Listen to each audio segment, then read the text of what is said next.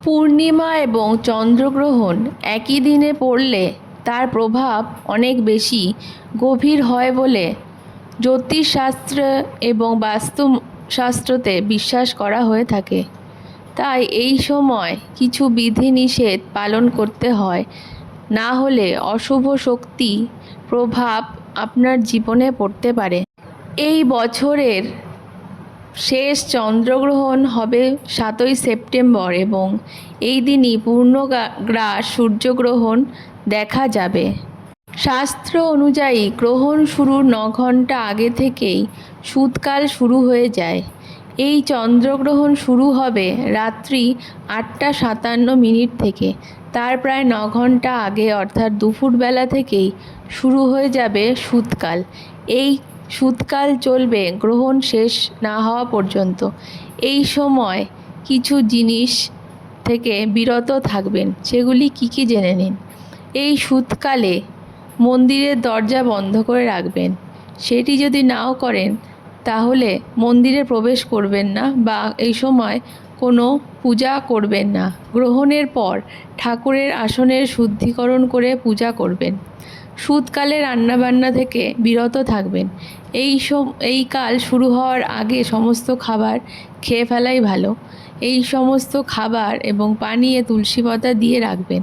গ্রহণের পর সেই পাতা তুলে ফেলে দিতে হবে। এই সময় ফলমূল শাকসবজি ইত্যাদি কাটা থেকে বিরত থাকবেন। এগুলি করা উচিত নয়। চন্দ্রগ্রহণের সময় কিছু কাজকর্ম করুন, যেমন এই সময় ঈশ্বর দেবতার জপ করা শুভ বলে মনে করা হয়। বিশেষ করে ওং নমঃ শিবায় বা ওং নমো ভগবতে বাসুদেবায় অথবা মহামৃত্যুঞ্জয় মন্ত্র জপ করতে পারেন। এই সময় যোগাভ্যাস এবং ধ্যান করতে পারেন। এটি মনকে শান্ত রাখবে। গ্রহণ শুরু হওয়ার আগে শূতকালে তুলসী পাতা সমস্ত খাবারে দিয়ে রাখবেন, যাতে তা দূষিত না হয়। গ্রহণ শেষ হয়ে গেলে স্নান করে নেবেন, তাহলে আপনার শরীরকে শুদ্ধ করে নেতিবাচক শক্তি থেকে দূর হতে পারবে। চন্দ্রগ্রহণ চলাকালীন শারীরিক সম্পর্ক স্থাপন করা অশুভ বলে মনে করা হয়। এছাড়া এই সময় কোনো নতুন কাজ শুরু করা বা যাত্রা করা অশুভ বলে মনে করা হয়। গর্ভবতী মহিলাদের চন্দ্রগ্রহণ দেখা থেকে বিরত থাকা উচিত। তাদের ঘরের ভিতরে থাকা উচিত এবং কোনো ধারালো বস্তু যেমন কাঁচি ছুরি ইত্যাদি ব্যবহার করা উচিত নয় এবং এই সময় হাঁটাচলা কম করা উচিত। চন্দ্রগ্রহণ চলাকালীন তুলসী গাছ ঢেকে রাখতে হবে। গ্রহণের পর গাছগুলোকে জল দিয়ে শুদ্ধ করে তার সামনে একটি প্রদীপ জ্বালালে শুভ শক্তি ফিরে আসবে।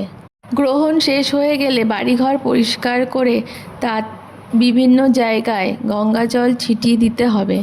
এতে নেতিবাচক শক্তি দূর হবে। সম্ভব হলে ঘরের মেঝেতে লবণ জল দিয়ে মুছলে খুব ভালো হয়।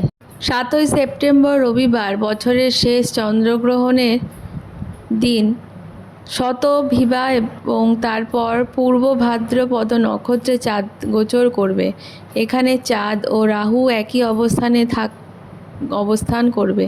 অন্যদিকে চাঁদের উপর বুধ, সূর্য এবং কেতুর দৃষ্টি থাকবে। জ্যোতিষ গণনা অনুসারে এই চন্দ্রগ্রহণের শুভ প্রভাব মেষ, বৃশ্চিক সহ বিভিন্ন জাতক জাতিকাদের উপর আলাদাভাবে হবে। তার মধ্যে মেষ রাশি, কন্যা রাশি, বৃশ্চিক রাশি এবং ধনু রাশিরা সবথেকে বেশি লাভবান হবেন। তারা আর্থিক উন্নতি করতে পারবেন এবং তাদের কর্মজীবনে উন্নতির পথ আরও প্রশস্ত হবে। চন্দ্রগ্রহণের সময় চাঁদ সম্পর্কিত মন্ত্র জপ করা উচিত। গ্রহণ শেষ হলে গরুকে রুটি খাওয়ানো শুভ। লক্ষ্মীর কৃপা পেতে গ্রহণের পরে ইন্দ্রদেবের পূজা করতে পারেন। তুলসী চারার আশেপাশে অবশ্যই প্রদীপ প্রজ্বলন করবেন। কাছাকাছি কোনো মন্দিরে গিয়ে পুজো করে দান করতে পারেন। আপনারা কে চন্দ্রগ্রহণ পালন করলেন অবশ্যই কমেন্ট করে জানাবেন। এই জাতীয় আরও তথ্য এবং ভিডিও দেখার জন্য আমাদের চ্যানেলটিকে সাবস্ক্রাইব করে দেবেন। ধন্যবাদ।